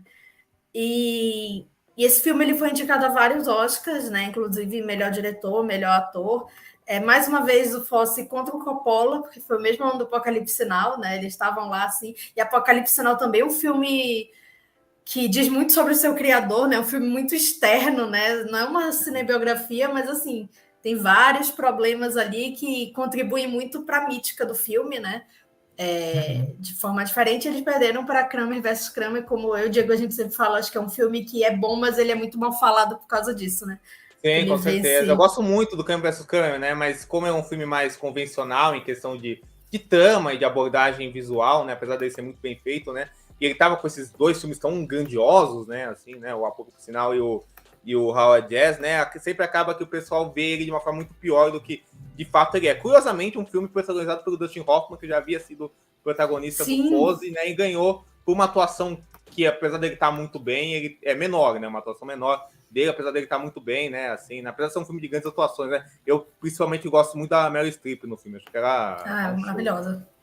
Mas, assim, o All That Jazz, ele tá num lugar interessante ali, porque ele chega em 79, no ano, assim... O Blockbuster já chegou, né? Inclusive o Roy Scheider, né? Levou lá o Blockbuster com o Tubarão. Verdade. E a nova Hollywood tá caindo, né? Tá em decadência. A gente vai ter o Portal do Paraíso daqui a pouco, né? Assim, para meio que fechar esse portal, né? E aí ele faz o Star 80. Antes de ir para o Star 80, eu queria saber se vocês têm mais alguma coisa para falar do All That Jazz. Podemos pular? Pode falar. O All That Jazz, você esperar no 8,5, Camila, só faz parecer mais grotesca aquela tentativa de fazer do 8,5 musical que foi o Nine, quando ele não sei se alguém ainda lembra desse filme. Nossa, é para você ver assim que o Rob Marshall, assim, ele não é o Bob Fosse, ele pode tentar, mas ele não é o Bob Fosse. Tem um boato, né, que o Rob Marshall, ele meio que... O Bob Fosse, ele tava pensando em fazer uma adaptação cinematográfica do Chicago, né? Só que ele morreu. Com a Goldie Hawn e a Liza Minnelli. Exatamente. Tem um boato que o Bob Fosse... Tem um boato que o Rob Marshall pegou a decupagem, né? Que o Bob Fosse estava pensando em fazer e os planos de coreografia dele e fez o filme meio em cima disso, né? Mas esse é boato, né? Não é... que legal. Assim, o Rob Marshall, ele fez a coreografia do Chicago, não, do Cabaré nos anos 90 na Broadway, que foi dirigida pelo Sam Mendes, assim. Então, assim, meio que o pessoal viu, ele sabe coreografar, vamos lá, ele vai ser o novo Bob Fosse. Eu acho que, só para falar, eu falei no começo essa coisa... Complicado, hein? Que o Bob Fosse foi um diretor que soube fazer bem a transição, né? Como tem diretores teatrais que conseguem fazer isso. O Rob Marshall, para mim, é um exemplo de um diretor que vai para o cinema e não tem nenhum tipo de... Tirando Chicago, ao meu ver, não tem nenhum tipo de visão cinematográfica da coisa, sabe? Assim, é meio nula. o bagulho, sabe assim? Ele sempre vê o lado mais raso, sabe assim? Dessa questão de como encenar um musical, sabe assim? Ele sempre usa esses atalhos, sabe assim? Da música em si, da canção em si, da dança em si, não de unir isso de uma forma com os elementos cinematográficos da coisa, fazer que a coisa ande, assim, sabe? Ele torna a coisa oca, né? Tanto é que o pessoal se acostumou a falar que esse filme é teatral como um defeito, mas na verdade isso é meio errado, porque você pode usar o filme pode ter uma raiz teatral, uma raiz teatral, mas ser totalmente, a raiz teatral casar com o elemento cinematográfico e agregar ele, né? Você tem Quem Tem Medo de Virginia Woolf, vários filmes assim. De diretores que vieram do teatro, adendo, né? sobre o All That Jazz, o Stanley Kubrick, que é citado no comecinho do filme, né? O John Gideon pergunta, será que Stanley Kubrick fica deprimido? Amo. E o Kubrick, depois de ver esse filme, ele teria afirmado, né, que possivelmente era o melhor filme que ele já tinha visto na vida. Tem isso, verdade. E a Sofia Coppola, quando ganhou o Oscar, ela, se não me engano, ela agradeceu o Bob Fosse. Assim, ela agradeceu o Bob Fosse, o Wong Kar-wai e eu acho que o Michelangelo Antonioni. A gente, assim, você ser criada, né, na família Coppola, né, assim, com acesso a tudo, deve ser uma maravilha, né? Que nem a filha do Scorsese, né, a Francesca, né? A gente já deve ter acesso a melhores coisas, né? Tem a Francesca vê Pasolini desde bebê, né, cara? Berço. Mas, enfim, vamos ao próximo filme, que já mostra realmente, assim, já é um filme lançado em 83 e mostra justamente, é um símbolo meio que da decadência, assim, tanto da carreira do Bob Fosse como diretor, quanto dessa Hollywood na qual ele se virou assim, símbolo de excelência, né? Que foi a Hollywood, a nova Hollywood, apesar dele não ser exatamente da turminha, né? Ele andava lá com o Paddy Chayefsky, né? Ele andava com o Neil Simon, mas era meio que uma turminha intelectual, né? Ele não era da turma saídos da escola de cinema, que meio que, né, era Scorsese, Spielberg, Coppola e tal, George Lucas. Mas ele traz esse filme que, inclusive, traz um ponto de conflito com essa geração, porque é um filme que fala sobre a ascensão e queda da coelhinha da Playboy Dorothy Stratton, que morreu assassinada muito jovem. E por que é um ponto de conflito? Porque ela estava com uma carreira no cinema, ela trabalha com Peter Bogdanovich em dado momento e ela se envolve com ele. E o Peter Bogdanovich, ele chegou a criticar o filme, ele pediu que o Fosse não realizasse, porque ele não conhecia a história toda, e chegou até a ameaçar processar. Tanto que o personagem dele no filme ganhou outro nome. E tem alguns personagens que, né, não são exatamente, mas tem personagens que aparecem mesmo com seus nomes, inclusive a Dorothy Stratton e o Hugh Hefner, que é o tio Ben, né, o Cliff Robertson. Eu até falei no outro podcast que a gente tem, que ele tá surpreendentemente muito doido, é o tio Ben, mas assim, ele tá a cara do Hugh Hefner. É muito bom o Cliff Robertson. Assim. Só que eu acho que o destaque do filme mesmo é o Eric Roberts, né? Assim, bem no início da carreira, antes de fazer 800 filmes, ele foi indicado ao Globo de Ouro, mas acabou esnobado no Oscar, o que eu acho uma injustiça. Só que é um filme que veio carregado de polêmica, porque era um caso muito recente, um caso que abalou Hollywood, que é meio que o símbolo também daquela decadência da nova Hollywood. E o Bob Fosse, inclusive, ele filma o final do filme no apartamento onde a tragédia ocorreu, né? Onde a Dorothy foi morta e como é que é o nome dele? O Paul Snider. E o Paul Snider, ele se suicida. Então, assim, e é um filme gráfico, só que é uma coisa gráfica, assim, que para mim é justificada.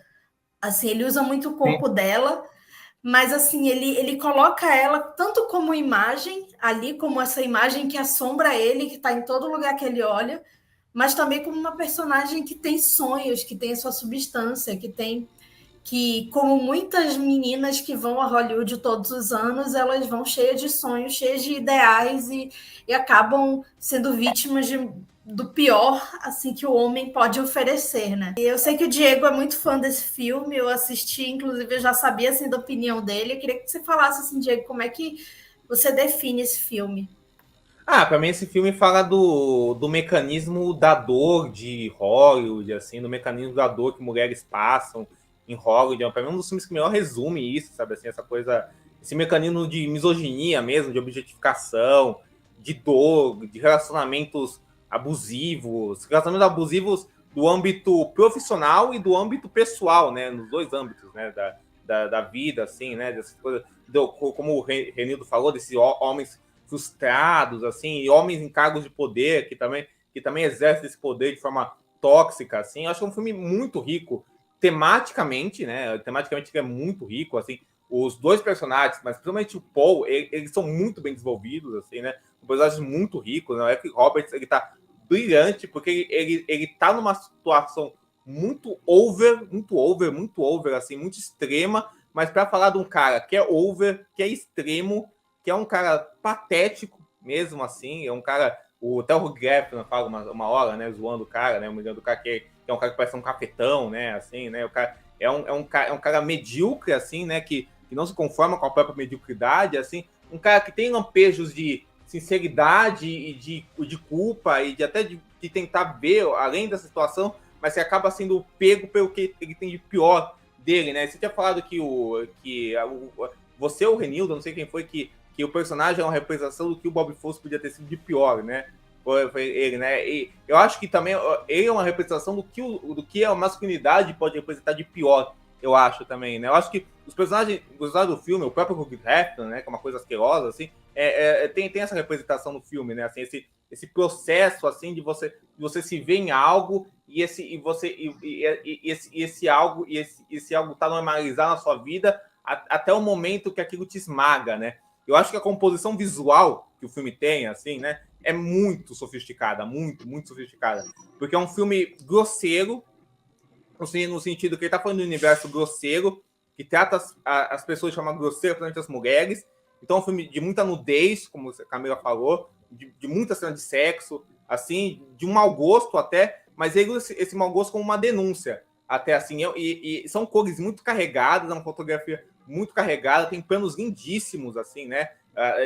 Você sempre tem um quadro destacado, alguma figura atrás destacada, assim, você fotos e por aí vai. É um filme muito estilizado, assim, até a gente falou no nosso podcast sobre o Gigolo Americano, lá no Sábado Sem Legenda, essa questão do maneirismo, assim, é um filme muito maneirista, até me lembra até meio De Palma, assim, no uso de câmera, assim, dessa coisa hiper over, assim, sabe? Mas ao mesmo tempo é um filme muito triste, muito, muito pesado, assim, né? Muito gráfico, porque por mais que ele seja explícito e mostre o horror, a violência, o sexo, ele tá mostrando não para sensacionalizar a situação de uma maneira óbvia, ele tá mostrando justamente para destacar isso que ele tá construindo, que é essa denúncia, assim, sabe? Que é essa coisa do horror que tá construído, sabe? Assim, e é um horror que acontece com personagens que não são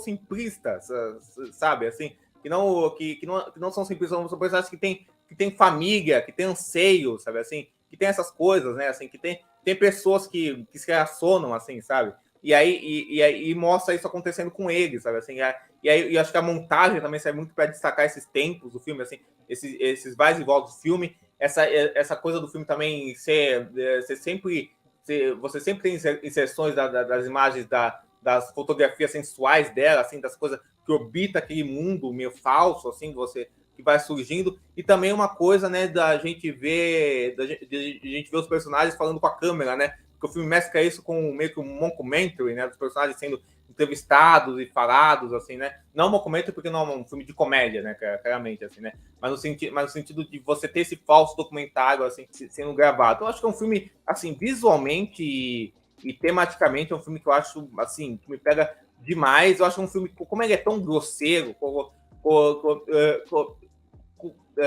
ele é tão extremado, eu acho que talvez ele seja muito difícil de ser visto e repila muitas pessoas, até porque o final dele é muito pesado mesmo, assim, sabe? Mas eu acho que é um filme que diz coisas sobre os temas que ele fala, como poucos filmes dizem, assim.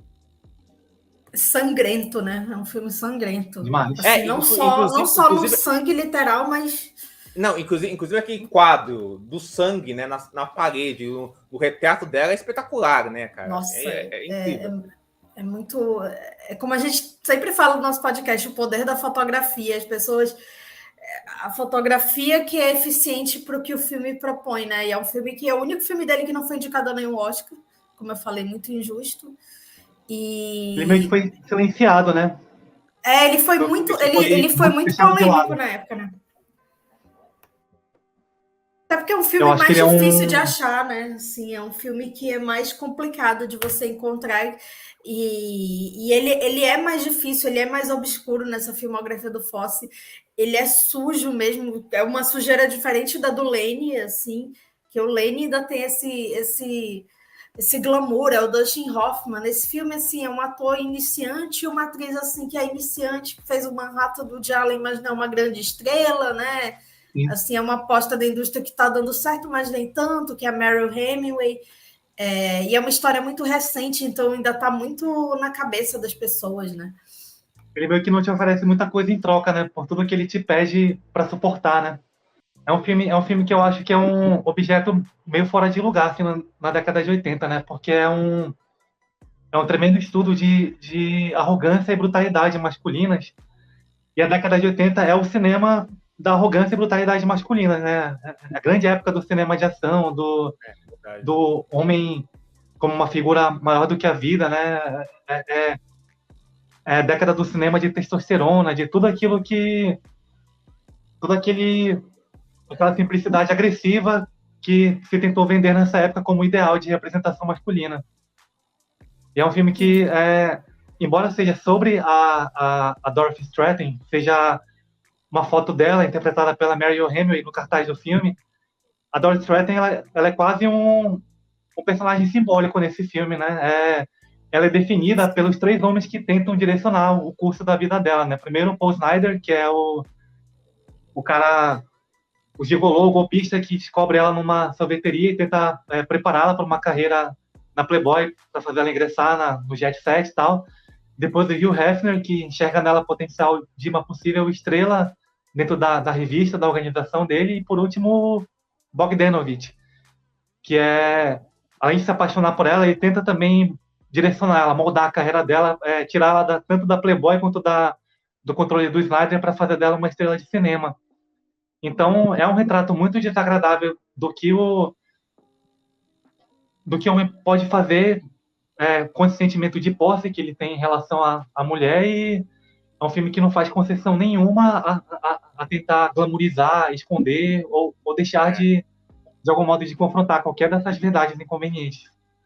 É um filme que é uma série repetida de socos no estômago, de cenas desagradáveis, de histórias de personagens repulsivos e que te dá muito pouco em troca, e talvez por isso tenha repelido tanta gente e sido invisibilizado, além de ter abordado pilares do showbiz, que são o Hefner e o Bogdanovich, e isso ter despertado por parte deles uma campanha de financiamento desse filme.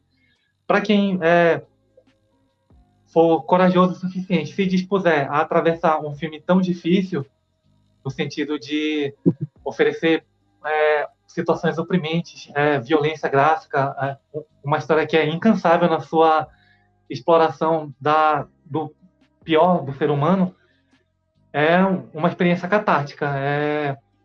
Eu acho importantíssimo você se dispor a encarar esse filme e refletir depois sobre tudo aquilo que ele te oferece. Eu acho que é um filme que ele vai bem de encontro ao lado pior que principalmente os homens carregam dentro de si, e que eu acho muito importante a gente olhar para ele, nomear essas coisas e refletir para tentar aprender com elas e não replicar esse tipo de comportamento. Eu acho que é um filme que te leva a questionar muito a estrutura de poder masculina, as estruturas que se assentaram no showbiz, que a gente toma quase que de barato, mas que não deveria ser assim, que a gente deveria questionar mesmo. Eu acho que é um filme muito corajoso do Bob Fosse, tanto pelo que representa em relação a ele próprio, uma autoexpurgação, assim, né? Como para quem, tanto homem como mulher, assistir esse filme vai sair diferente, vai sair transformado.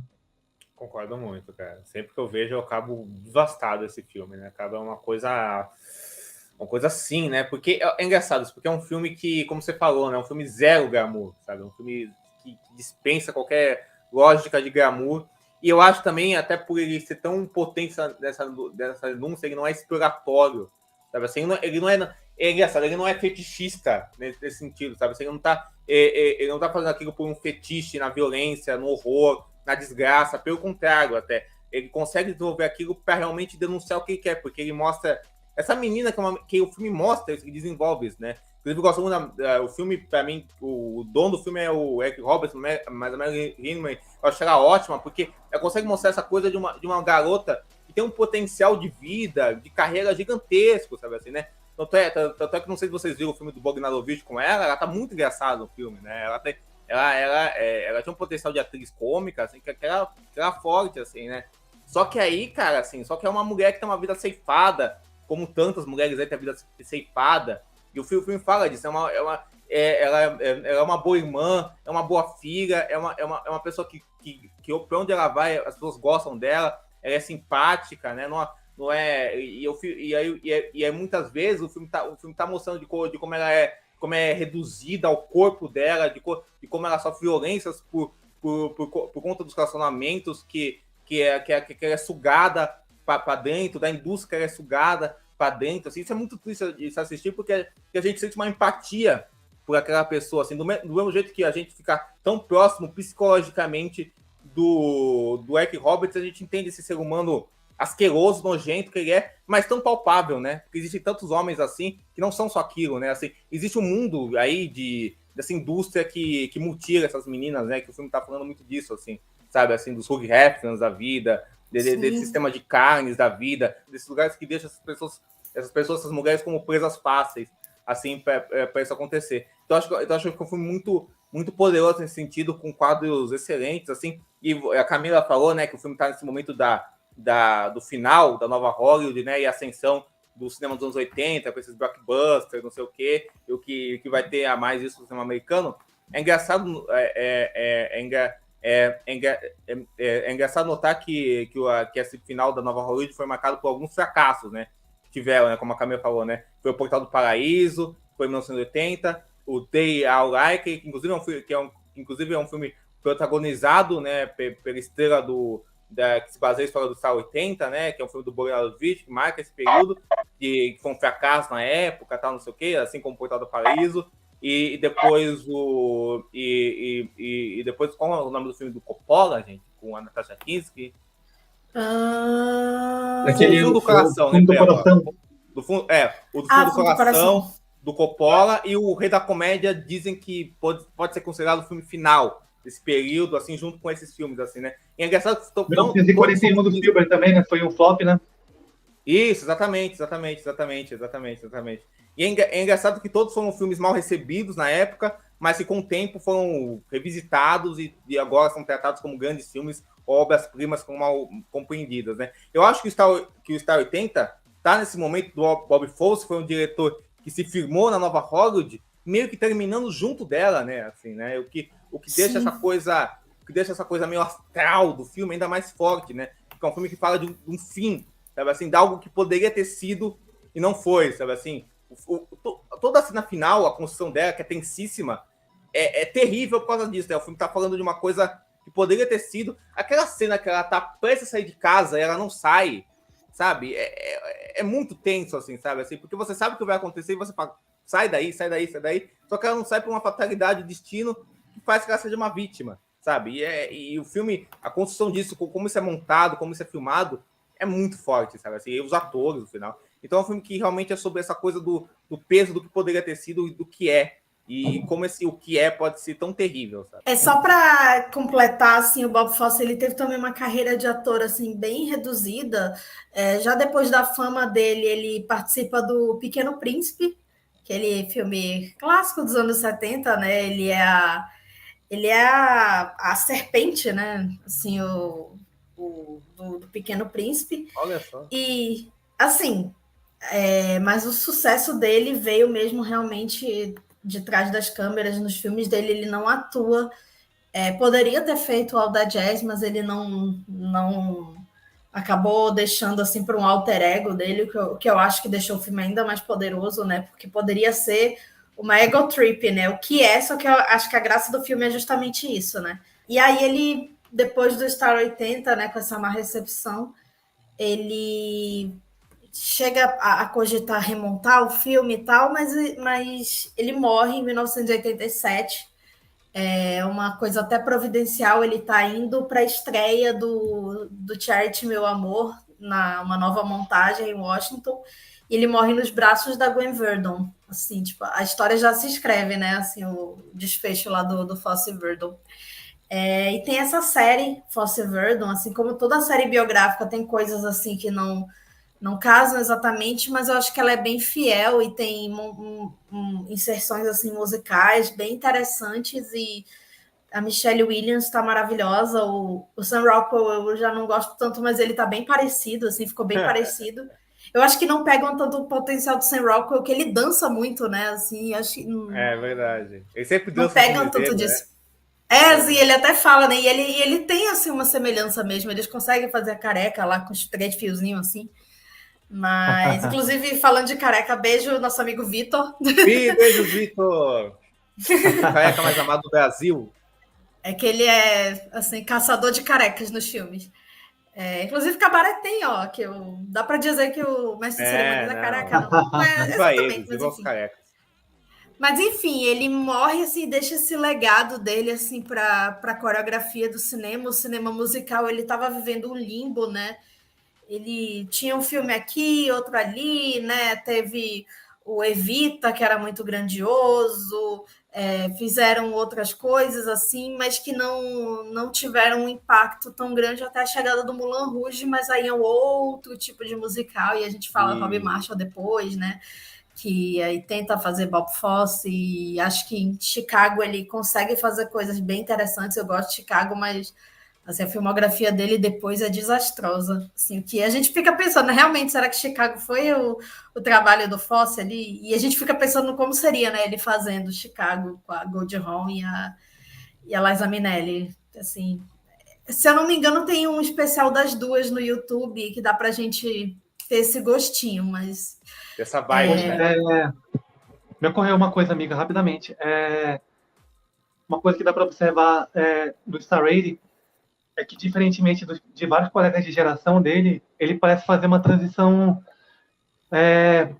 bem válida para a estética dos anos 80, né? A gente vê que o visual do Star Rating em relação ao que sim. vem antes, ele já é mais simplificado. Ele lembra um pouco aquele estilo bem direto do Brian De Palma no Scarface, por exemplo. Muito, muito, muito, muito. Que tem muito a Sim, ver com todo o cinema que é feito naquela década, e faz a gente crer que se ele tivesse Muito continuado legal. vivo e produtivo, que ele teria sobrevivido assim a decadência geral dos colegas de geração e se mantido na indústria, instigando como sempre, mas um mero adendo especulativo aqui. Ele sempre soube se adaptar visualmente muito bem, né? Você vê que os filmes dele, você reconhece a mão dele, mas são filmes que têm escolhas visuais, né? Que são muito, que variam muito conforme o material que ele está falando, né? sim. Assim, né? Você vê um filme que tem essa questão da escuridão, como a Camila falou do Cabaré, e um filme que é mega colorido e maneirista, como o Starlight, né? Assim, né? Sim. Assim, a gente vai então aproveitar, já que estamos fazendo essa recapitulação do Bob Fosse, para fazer o nosso top 3 dele. Vou começar por mim mesma, porque o meu top 3 assim, é muito difícil fazer top 3 dele, porque eu acho todos os filmes assim, muito bons. Assim, dos 5 filmes dele, eu acho que 4 são brilhantes, geniais. Assim, só o Sweet Charity que fica atrás, mas ele tem lampejos de brilhantismo. Então, assim, meu top 3 é Lenny, segundo lugar, All That Jazz, e primeiro Chicago, mas assim, Chicago é o meu apego, assim, com a história, com a música, tudo que eu gosto em musical tá ali, assim, Cabaré, amiga? Cabaré, sair cantando, assim, a música depois que o filme termina, assim, mesmo sendo um musical melancólico, ele tem muito disso. Renildo, o teu top 3 dele. Cabaré, em primeiro lugar, com certeza. para mim, um filme que abre um caminho para o cinema musical que, infelizmente, não foi nem de perto tão seguido e elaborado como deveria ter sido. Os diretores que vieram depois. Infelizmente, meio que a tradição do musical quase que morre com o Bob Fosse, né? A gente teve poucos lampejos assim, de gente tentando soprar vida e criatividade de fato no gênero. Oda Jazz em segundo, porque já falei antes aqui que talvez seja o filme definitivo, mais característico do que o Bob Fosse é capaz de fazer, de tudo que ele pode entregar, mas é também um filme que oferece tanto que ele pode confundir um pouco, assim, que ele pode soar como tendo passado do ponto para algumas pessoas. E o terceiro, eu acho que eu escolheria o Star Rating, porque ele vai para uma direção que Bob Fosse inaugura, que infelizmente ele não pôde perseguir, mas que é um tipo de filme que, a sua maneira, um pouco como Cabaré ou Dead Jazz, não se parece com nenhum outro. Eu acho que ele, no que ele se propõe a fazer, eu acho que ele é inalcançável por gente que tentou fazer parecido e não chegou nem perto. O Lane, para mim, ele parece assemelhado com Cidadão Kane, com outros filmes que perseguem essa mesma estética, essa mesma proposta. E o Chariots Meu Amor, ele se parece com... Ele remete em vários momentos a outros grandes musicais do cinema, mas esses três, para mim, eles são... Cada um é um filme que é um mundo à parte, assim, que começou ali, acabou ali e inspirou muita gente, mas nunca mais chegou nem perto de ser reproduzido. Diego. Então, em terceiro lugar, eu vou botar o Cabaré. Em terceiro lugar, assim. Não, eu sei, assim, esse ranking não quer dizer muita coisa, porque é tudo genial. São todos obras-primas, nota 5, são todos fantásticos, assim. Eu fiquei muito em dúvida entre o Cabaré e o Lene, admito, fiquei muito em dúvida. Eu fico muito mal de não botar o Lene num top 3, mas o Lene é fantástico. Mas, assim, o Cabaré é isso, é um musical, realmente, como a Camila falou, perfeito, assim. É um filme que une quem ama musical, né, e quem não gosta de musical. Então, acho que é um filme essencial aí, perfeito. Liza Minnelli fantástica, John Green fantástico. Tudo que o filme consegue fazer, assim, questão de coreografia e de temática também fantástico. Em segundo lugar, fiquei muito em dúvida nisso aí, cara, porque é uma disputa difícil, porque é um filme que é muito importante para mim, mas nessas revisões eu fiz uma escolha. Então eu vou botar o segundo lugar, o Howard Jazz, o show deve continuar, que é um filme perfeito do Bob Fosse, assim, um musical perfeito, o estudo de personagem perfeito, uma autoconfissão perfeita do lugar daquele mundo, assim. Então o Rothschilder, excelente também. É um filme exemplar, assim, sabe? Assim, nessa questão de você ver um artista brincando com ele mesmo, cinema, essa coisa da metalinguagem, você vê essa coisa do musical despudorado, assim, vamos dizer assim, sabe? Assim. E da potencialidade, como o Renildo falou muito bem aqui, essa coisa de onde o musical pode ser levado para a exploração humana e de como ele pode ser usado, assim, né? E não uma ousadia barata, pelo contrário, é uma ousadia que é muito cara a esse personagem mesmo, assim. E no primeiro lugar, essa revisão mudou o lugar entre o primeiro e o segundo. Eu vou botar o Star 8, porque eu acho que é um filme do Fosse gigante mesmo, assim, porque eu acho que é um filme muito rico, assim, muito rico, e que quando eu revi, ele me deixou num estado de pensar sobre ele por muito tempo, assim, sabe? Eu acho que é um filme muito rico nas coisas que ele diz. Assim, eu acho que é um Fosse muito... Dentro da filmografia dele, é o filme mais diferente que ele tem, mas é um filme que toda a obra dele culmina com esse filme, entende? Assim, é um filme que ele tem tudo que a obra dele tem, assim, né? Em questão de como ele fala de masculinidade, como ele falou, de como ele fala sobre arte, como ele fala sobre os artistas, de como ele ousa nessa questão de tom, de como ele ousa na questão visual, de como ele fala de um universo específico e do que esse universo tem que encanta as pessoas, não é porque ele tem que machuca as pessoas aí. E numa primazia formal mesmo, que pode ser muito... que pode ser mal compreendida com uma coisa grosseira, mas que usa essa coisa meio grosseira de uma forma espetacular. É um filme que, tipo assim, se outro diretor pegasse, ia ser tipo um telefilme para passar de noite na Globo, mas nas mãos dele vira um espetáculo. Um espetáculo de grosseria e de pavor e de terror quando você denuncia algo. Então é um filme Assim, mas assim, considerem que o Aula Jazz e o Star 80, na minha cabeça, são quase empatados. É só uma formalidade isso tudo. Então, todos são meio empatados, para a verdade. Mas, enfim, a gente tem que ranquear, né? Mas foi surpreendente e gostei, assim, da ousadia e, assim, procurem Star 80, que é muito, muito interessante e é um filme muito moderno, apesar dele ser muito oitentista, assim, em sua essência. Bom, queria agradecer vocês por terem topado participar, terem conseguido assim correr para ver e rever coisas que faltavam. Vou deixar aqui as redes sociais do Cine7, procurem a gente, né? A gente está no Twitter, no Instagram, o podcast está no YouTube, está no Spotify, no Google Podcasts e no Deezer. E toda semana a gente lança podcasts novos falando de coisas do passado, presente e lamentando desde já o futuro do cinema. Mas, Não, enfim, o futuro do cinema, vem aí, Camila. Vem aí o futuro do cinema. Vem aí. Avatar. Mas vem aí Thor, Amor e... Como é que eu esqueci o nome? Eu não vou lembrar. Enfim. Mas enfim, queria agradecer a vocês por participarem. Novamente, façam jabás aí. Eu quero fazer só um jabazinho, assim, aproveitar, reforçar aqui o podcast meu e do Diego e do Vincent Sessering, que é o Sábado Sem Legenda. Todo sábado a gente lança um podcast sobre um filme que é cara do Supercine, que tenha passado ou não no Supercine. E eu indico muito, assim, especial o nosso episódio sobre o Gigolô americano, porque a gente fala muito desse cinema da época do Star 80. Então, acho que verdade. É um filme que dá para fazer uma companhia interessante. Então, Total. Diego e Renildo, falem aí, façam seus jabás. Pois é, meu jabá vai ser sobre o Cine7 mais uma vez, site para o qual eu já contribuí e tenho muito orgulho de tudo que eu fiz lá. Não tenho sido um colaborador regular, mas sempre que eu tiver alguma coisa bacana para dizer sobre cinema, estarei lá perturbando. E, gente, por favor, acesse o Cine7, sigam o Cine7 nas redes sociais. Os conteúdos são excelentes, não tem para ninguém sobre cinema amazonense do mundo universal. E é isso, gente. Muito obrigado pelo convite. Adorei ter feito parte desse podcast.